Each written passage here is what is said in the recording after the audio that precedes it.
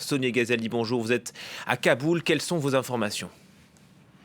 Bien écoutez, effectivement, Razni est tombé aux mains des talibans et vous le disiez, c'est une prise importante puisque c'est la capitale provinciale la plus proche de Kaboul que les talibans aient pris depuis le début de leur offensive en mai dernier. En prenant Razni, ils ne sont plus en effet qu'à 150 km au sud-ouest de Kaboul. Le bureau du gouverneur, le quartier général de la police et la prison sont aux mains des talibans. C'est ce que font savoir des représentants de l'autorité locale, alors que les combats font rage toujours dans certaines parties de la ville.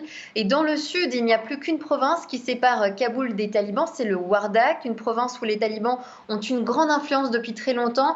Et les combats font rage dans la capitale provinciale Maidanchar, qui ne se trouve qu'à 45 km de Kaboul. C'est à 1h30 d'ici seulement.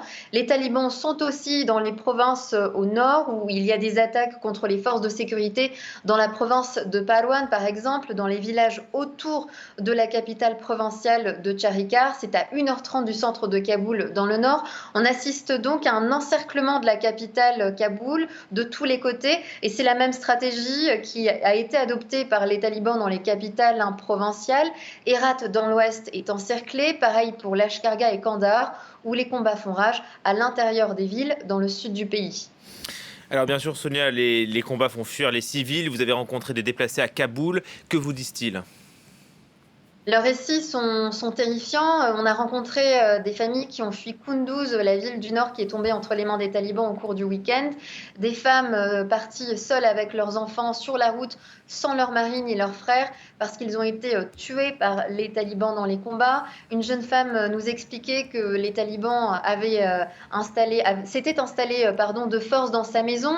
Ils sont arrivés un jour sans demander quoi que ce soit. Ils ont commencé à se battre contre l'armée depuis notre salon, nous a-t-elle dit. Et elle nous a raconté comment, avec ses enfants et son époux, ils avaient trouvé refuge dans une chambre et ont attendu avant de fuir parce que les chasseurs de l'armée afghane bombardaient les habitations pour déloger les talibans. Sa maison s'est écroulée, touchée par un raid, et elle nous a dit que de nombreux villageois sont morts dans l'écroulement de leur maison visée par les bombardements de l'aviation afghane. Elle a fui donc dans la capitale provinciale de Kunduz tout d'abord, mais la guerre se passe là-bas dans les rues de la ville. Des gens tombent sous les tirs que s'échangent les talibans et les forces afghanes. Un homme nous a raconté que son beau-fils était tombé sous les balles alors qu'il rentrait chez lui. Des milliers de déplacés internes sont arrivés à Kaboul au cours de ces derniers jours. Des centaines de familles continuent d'arriver. Les mosquées ont annoncé hier soir ouvrir leurs portes aux déplacés internes. Il y a tellement de monde, tellement de misère parce que ces personnes ont tout quitté dans la précipitation. Elles n'ont rien pu emporter. Des bénévoles distribuent de la nourriture, des couvertures. Les autorités afghanes tentent d'organiser l'aide à distribuer, mais c'est chaotique pour l'instant. L'atmosphère est très lourde, chargée de colère.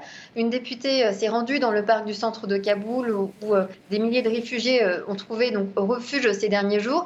Elle s'y est rendue pour discuter avec les familles de déplacés et certains lui ont jeté des cailloux à la figure. La population est éreintée, elle est lasse, déçue, traumatisée, elle est tout simplement à bout.